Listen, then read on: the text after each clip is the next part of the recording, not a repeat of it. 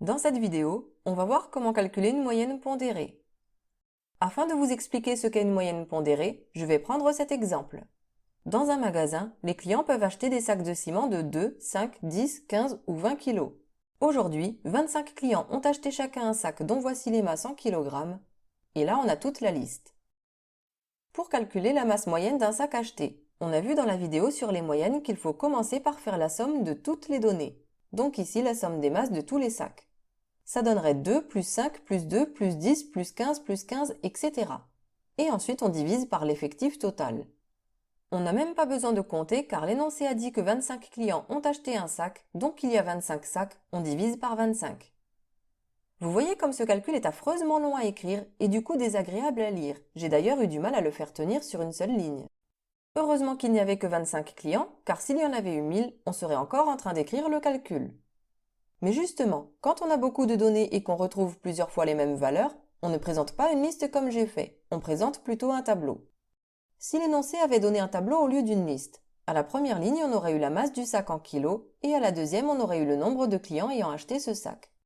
Les différents sacs c'était 2, 5, 10, 15 et 20 kilos. Dans la liste il y avait 3 sacs de 2 kilos, 5 sacs de 5 kilos, etc.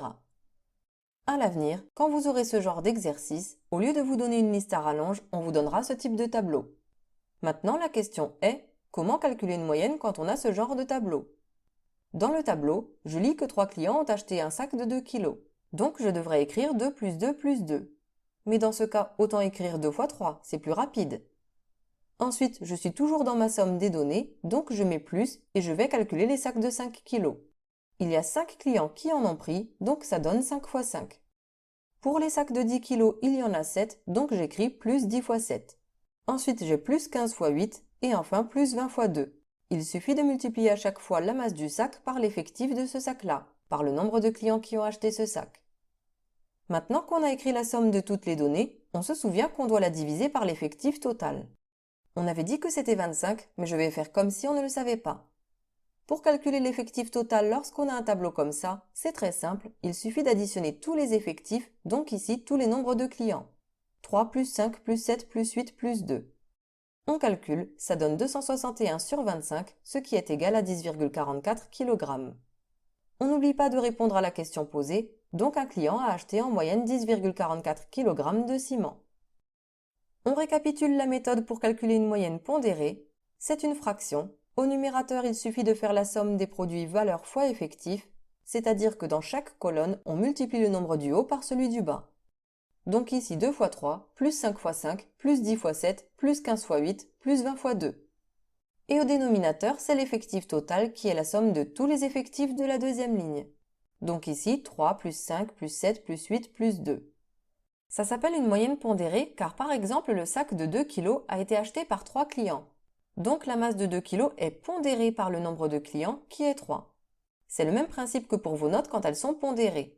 Si on applique le coefficient 2 à une note qui vaut 15, c'est comme si vous aviez eu 2 fois la note 15. Un coefficient 3, c'est comme si vous aviez eu 3 fois la note en question. Terminons la vidéo par cet exercice pour vérifier que vous avez bien compris. Un sondage a été réalisé auprès de plusieurs familles pour connaître le nombre d'enfants présents dans leur foyer. Voici leurs réponses. Elles sont regroupées dans un tableau où on nous donne le nombre d'enfants et dans chaque cas, le nombre de familles concernées. On nous demande de calculer la moyenne d'enfants par foyer. Les données ont été regroupées dans un tableau, on va donc faire une moyenne pondérée. Le nombre de familles qui ont un enfant est 452, donc j'écris 1 fois 452. Plus 2 fois 355, plus 3 fois 136, plus 4 fois 41, plus 5 fois 10, plus 6 fois 6. Je n'ai plus qu'à diviser tout ça par l'effectif total que je ne connais pas encore, je vais le calculer. Le nombre total de familles, c'est la deuxième ligne du tableau, donc 452 plus 355 plus 136 plus 41 plus 10 plus 6. Ça donne 1820 sur 1000, ce qui fait 1,82. On n'oublie pas de répondre à la question posée, donc le nombre moyen d'enfants par famille est 1,82. Je vérifie rapidement la logique de ma réponse. Le plus petit nombre d'enfants est 1 et le plus grand est 6. Ma moyenne est bien comprise entre 1 et 6, c'est logique.